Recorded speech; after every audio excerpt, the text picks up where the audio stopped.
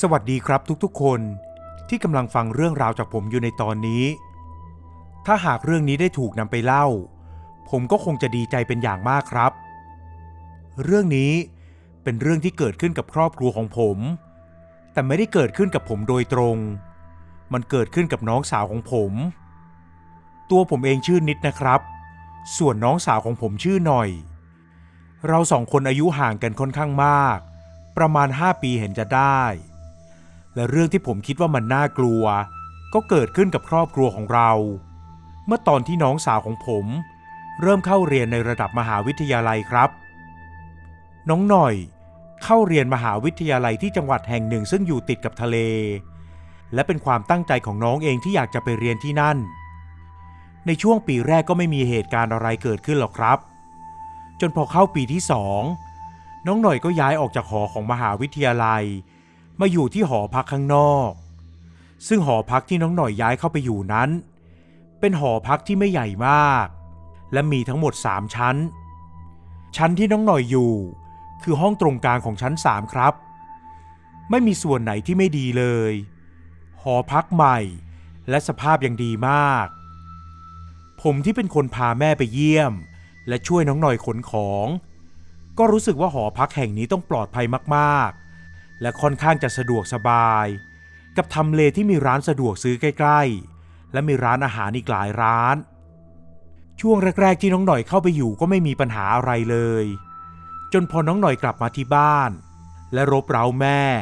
ให้พาไปทำบุญเกือบจะทุกครั้งที่กลับมาที่บ้านแม่ก็เริ่มที่จะสงสัยเหมือนกันกับผม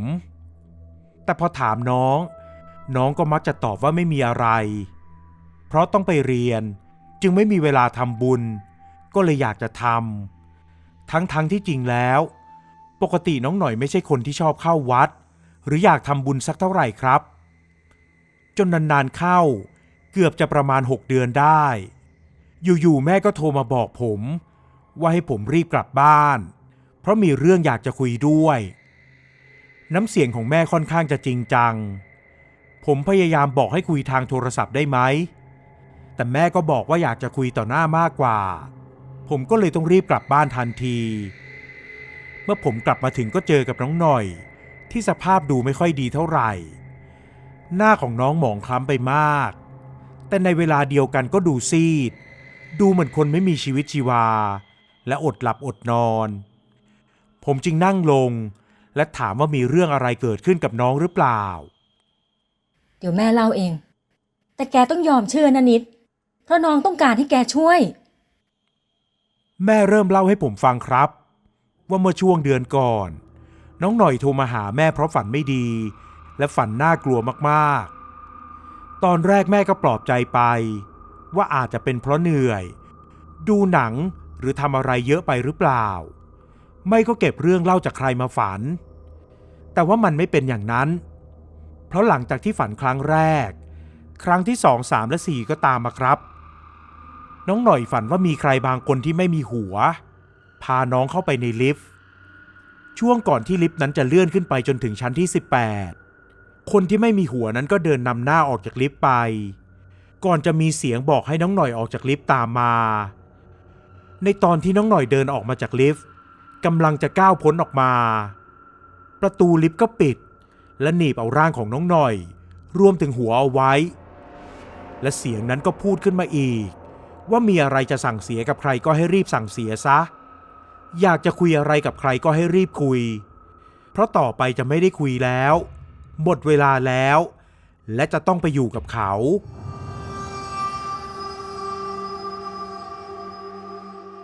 ถึงแม้ว่าน้องหน่อยจะไม่ได้ฝันแบบนี้ติดต่อกันบ่อยๆแต่ใน1 อาทิตย์ก็จะต้องมีอย่างน้อย1 หรือ 2 คืนที่น้องฝันแบบนั้นครับผมเลยถามกับน้องว่าทำไมไม่บอกแม่กับผมให้เร็วกว่านี้แต่น้องก็บอกว่ากลัวผมกับแม่จะไม่เชื่อซึ่งมันก็เป็นอย่างนั้นจริงๆครับส่วนตัวผมเองนั้นเชื่อครึ่งไม่เชื่อครึ่งและคิดว่าแม่น่าจะเชื่อเรื่องแบบนี้แต่ที่ไหนได้กลับกลายเป็นว่าแม่ไม่อยากให้ผมงมงายเหมือนกับตัวของแม่เองสุดท้ายเลยกลายเป็นว่าน้องหน่อยเจอหนักมากกว่าเดิมอีกถึงแม้ว่าจะทำบุญไปให้แล้วก็ตาม น้องหน่อยบอกว่าถ้าคืนไหนที่ไม่ได้ฝันก็จะรู้สึกว่ามีคนมานอนอยู่ข้างๆและร่างนั้นก็ไม่มีหัวจนน้องหน่อยไม่สามารถที่จะนอนต่อได้ช่วงแรกก็พยายามทำเหมือนไม่เห็นอะไรและหันไปทางอื่นพยายามจะคิดว่ามันอาจเป็นเพราะเหนื่อยเกินไปหรือจินตนาการสูงมากไปแต่มันกลับไม่เป็นอย่างนั้นทุกอย่างได้พิสูจน์กับน้องหน่อยแล้วว่ามันเป็นความจริงครับเฮ้ยน้องมาเล่าให้แม่ฟังอยู่หลายครั้งเหมือนกันจนครั้งนี้นี่แหละที่แม่เห็นน้องแม่ว่ามันต้องมีอะไรสักอย่างแน่ๆพรุ่งนี้ลางานพาแม่กับน้องไปจัดการเรื่องนี้กันได้ไหมในตอนนั้นผมรู้สึกว่ามันไม่ใช่เรื่องที่สำคัญมากถึงขนาดที่ผมจะต้องลางานเพื่อพาแม่กับน้องไปหาอาจารย์หรือหมอผีอะไรที่จะช่วยแก้ไขได้ผมเลยเสนอกับแม่ไปว่าให้ย้ายหอซะถ้าที่นั่นมันมีเรื่องแบบนั้นจริงๆก็คงเป็นเพราะเราอาจจะโดนผีหลอกหรือเจ้าของหอไม่ได้บอกทั้งหมดว่ามันมีเรื่องที่น่ากลัวแบบนี้ทีแรกแม่ก็รบเร้าขอให้พาไปแต่พอน้องหน่อยบอกว่าเห็นด้วยกับผมแม่ก็ไม่ได้พูดอะไรต่อหลังจากที่คุยกันวันนั้นผมก็มีบ่นกับแม่ออกไปบ้างว่าเรื่องที่แม่ให้ผมรีบกลับมาบ้านควรจะสำคัญมากกว่านี้ถึงมันจะทำให้แม่เคืองอยู่บ้างแต่ผมก็อยากจะให้แม่เข้าใจว่าผมมีงานต้องทำจนในช่วงวันหยุดที่น้องจะต้องเดินทางกลับไปที่หอพักแม่ก็พาน้องออกไปตั้งแต่เช้าไม่ยอมให้ผมไปส่งหรือไปด้วยเพราะยังโกรธผมอยู่แต่ผมก็พยายามโทรหาทั้งสองคนเป็นระยะเพื่อถามว่าเดินทางกันถึงไหนแล้วจนช่วงหัวค่ำแม่ก็กลับมาถึงบ้านผมก็พยายามจะทำตัวดีๆแต่ไม่ทันที่ผมกับแม่จะได้เคลียร์ปัญหาอะไรกันน้องหน่อยก็โทรเข้ามาร้องไห้และบอกว่าอยู่ที่นั่นไม่ได้จริงๆเพราะพอกลับมาที่หอเปิดประตูห้องเข้าไปก็เห็นว่าคนไร้หัวนั่งรออยู่ที่ปลายเตียงแล้วและในตอนนี้น้องก็อยู่ที่หอพักของเพื่อน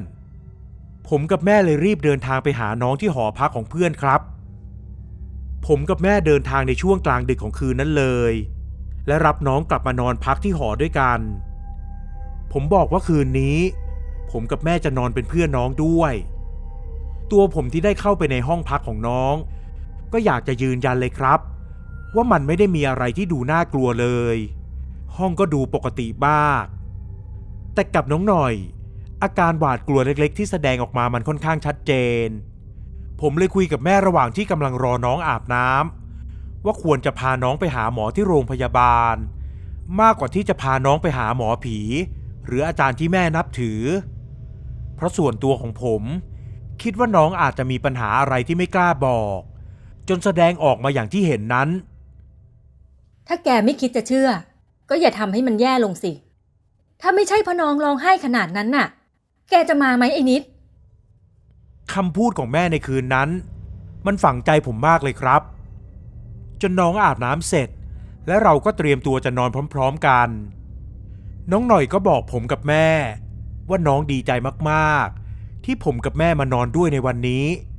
และอยากจะย้ายหอเร็ว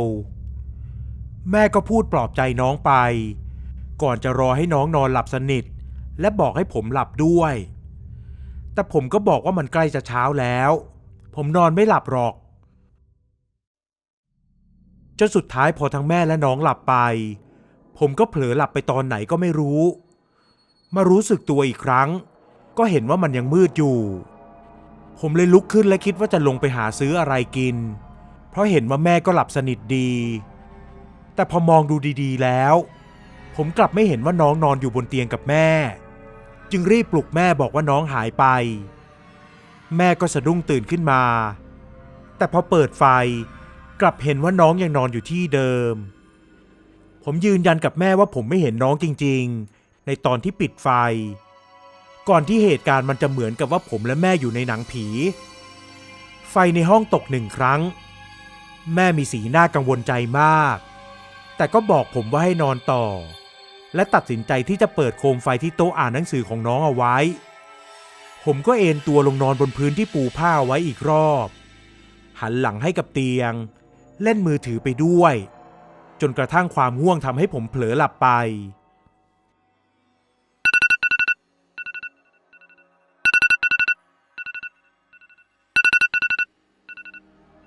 เสียงนาฬิกาปลุกจากมือถือปลุกให้ผมตื่นขึ้นแต่พอลืมตามองดูดีๆภายในห้องนั้นก็ยังมืดอยู่ผมมองไปที่เตียงและสิ่งที่เห็นนั้นก็คือคนไร้หัวกำลังยืนในท่าเหมือนกำลังมองน้องและแม่ของผมอยู่ผมตกใจเป็นอย่างมากขนลุกไปทั้งตัวไม่เคยคิดเลยว่าจะได้เห็นอะไรแบบนี้มาก่อนแล้วอยู่ๆน้องหน่อยก็ลุกขึ้นยืนเปิดประตูระเบียงออกและกระโดดลงไปทันทีเลยครับผมตะโกนเรียกน้องเสียงดังมากแต่พอรู้สึกตัวอีกทีทุกอย่างที่ผมเห็นมันกลับกลายเป็นความฝันแม่กับน้องก็ตกใจมากที่ผมฝันอย่างนั้นกลายเป็นว่าจากที่ผมคิดว่าน้องเครียดและคิดมากไปเองผมก็รีบบอกให้น้องกับแม่ย้ายไปนอนที่โรงแรมกันเลยและรีบหาหอพักให้ได้ภายในวันนั้นแต่แม่กับน้องก็บอกผมว่าไม่อยากให้เสียค่าใช้จ่ายเพิ่มพวกเราเลยจัดการคุยกับเจ้าของหอพักและแม่ของผมก็ตัดสินใจเล่าเรื่องทุกอย่างที่เกิดขึ้นกับน้องและผมให้เจ้าของหอพักฟังเจ้าของหอพักก็ยืนยันเสียงแข็งว่าที่หอพักของเขานั้นไม่มีเรื่องผีสางหรือว่าเหตุการณ์ทำร้ายกันอย่างแน่นอนแต่ครอบครัวของเราก็ยืนยันที่จะย้ายออกเจ้าของหอพักเลยเสนอห้องใหม่ให้ซึ่งไม่ต้องเสียค่าใช้จ่ายเพิ่มแม่เลยบอกว่าถ้าอย่างนั้นก็คงจะดีกว่าน้องหน่อยเองก็ไม่ค่อยสบายใจเท่าไหร่แต่แม่กับผมก็ยืนยันที่จะให้น้องหน่อยลองย้ายห้องดูก่อนวันนั้นผมกับแม่เลยช่วยกันย้ายห้องใหม่กับน้องและนอนกันในห้องนั้นเลยโชคดีที่ของไม่เยอะมากแต่ก็ขนกันทั้งวันเลยครับซึ่งผมก็คิดแล้วว่าต้องลางานในวันพรุ่งนี้ต่อไม่อย่างนั้นจะเหนื่อยจนเกินไปพรุ่งนี้ไม่ต้องรีบตื่นหรอกนะครับแม่หรือแม่จะนอนที่นี่กับน้องสักอาทิตย์หนึ่งก็ได้แล้ววันหยุดอาทิตย์หน้าผมจะมารับและแม่ก็ตกลงที่จะนอนเป็นเพื่อนน้องก่อนครับคืนนั้นผมก็เลยพาน้องกับแม่ไปกินอาหารอร่อยๆด้วยกันก่อนจะกลับมาที่ห้องใหม่ของน้องระหว่างที่เตรียมตัวจะเข้านอนพร้อมๆกันจู่ๆน้องหน่อยก็ชวนคุยขึ้นมาอีกรอบหนูดีใจมากๆที่ได้เกิดเป็นลูกแม่และมีพี่ชายอย่างพี่ขอบคุณมากนะที่ช่วยเหลือหนูตลอดหนูรักทั้งสองคนเลยได้ฟังอย่างนั้นแล้วผมก็รู้สึกดีใจมากเลยครับที่ทำให้น้องสบายใจได้แล้วก่อนจะหลับไปด้วยความเหนื่อยล้าจากการขนของมาตลอดทั้งวันพอถึงเวลาเช้าผมตื่นขึ้นด้วยความรู้สึกที่หลับเต็มตื่นแต่กลับต้องแปลกใจที่เห็นแม่นั่งหน้าเศร้าอยู่ใกล้ๆกับน้องแม่ครับมีอะไรหรือเปล่านิดแม่ปลุกน้องไม่ตื่นคำพูดของแม่ทำให้ใจของผมหล่นวูบไปทันทีผมรีบลุกขึ้นมาถามแม่ว่านานหรือยังแม่บอกว่าเพิ่งตื่นก่อนผมได้ไม่ถึง5 นาทีพยายามเรียกน้องแต่น้องไม่ตอบผมจึงรีบเข้าไปเขย่าตัวน้องหน่อยตัวเย็นมากเลยครับผมเลยบอกแม่ว่าจะพาน้องไปโรงพยาบาลผมอุ้มน้องออกมาใจสั่นไปหมดเหมือนจะไม่มีแรงแต่ก็ต้องใช้แรงอย่างเต็มที่พอมาถึงที่โรงพยาบาลถึงแม้จะรู้อยู่แล้วว่ามันไม่ทันแต่คงเพราะต้องการย้ำให้แน่ใจอีกครั้งสุดท้ายน้องหน่อยก็จากไปจริงๆครับหลับไปเฉยๆและไม่ตื่นขึ้นมาอีกเลยเรื่องราวที่ครอบครัวของผมเผชิญนั้นดูเหมือนจะไม่ได้มีอะไรสยองขวัญมากแต่เหตุการณ์ทั้งหมดมันก็ทำให้ผมที่เป็นคนไม่เชื่อในสิ่งที่มองไม่เห็นได้คิดทบทวนอยู่หลายรอบมันทำให้ผมย้อนกลับไปคิดว่าถ้าหากผมเชื่อที่แม่บอกตั้งแต่แรกผมจะช่วยน้องเอาไว้ได้หรือเปล่าและคงเพราะในคืนนั้นมันคงเป็นเหมือนคำสั่งเสียของน้องก็เลยจากไปตามที่ชายไร้หัวคนนั้นบอกเรื่องทั้งหมดก็มีเพียงเท่านี้ครับถ้าผมเล่าไม่สนุกหรือเล่าข้ามบางสิ่งไปทำให้ไม่เข้าใจบ้าง รือติดขัดตรงไหนบ้างก็ต้องขอโทษด้วยนะครับใจความสำคัญของเรื่องก็มีเท่านี้ยังไงผมก็อยากให้ทุกคนลองคิดให้ดีนะครับในเรื่องของความเชื่อว่าสุดท้ายมันจะใช่เพราะชายไร้หัวที่น้องผมบอกไหมหรือจะเพราะด้วยเหตุผลทางร่างกายแต่ความสูญเสียมันก็เกิดขึ้นแล้วจริงๆขอบคุณทุกคนที่รับฟังเรื่องของผมนะครับสวัสดีครับ